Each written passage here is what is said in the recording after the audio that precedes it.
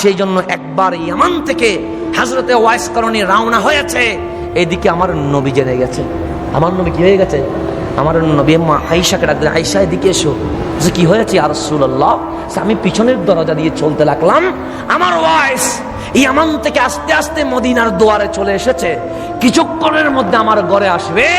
আমি নবী আমার ওয়াইসকে দেখা দিব না। আমি নবী কাকে দেখা দিব না? ওয়াইসকে। ওয়াইস যদি আসে তাকে বলে দিও সেই জন্য আবার করণে ফিরে যায়। বলছেন নবীরে কেন? আমার হাকিকত যে জেনে গেছে সে আর নিজেকে কন্ট্রোল করতে পারবে না।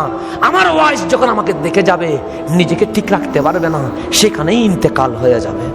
সেই জন্য ওয়াইসকে বলে দিও, সেই জন্য কি হয়ে যায়? চলে যায়। নবী দেখা দিব না।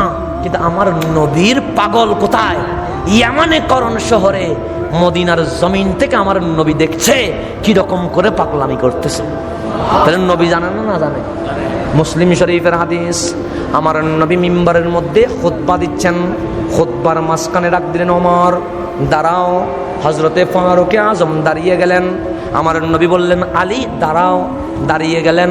আমার নবী ডাকলেন বুশরা লাকুমা, তোমাদের জন্য শুভ সংবাদ, তোমাদের জন্য খুশনসিব। ফারুক আজম ডাক দিয়ে বললেন নবী গো। মাওলা আলী ডাক দিয়ে বললেন নবী গো, এত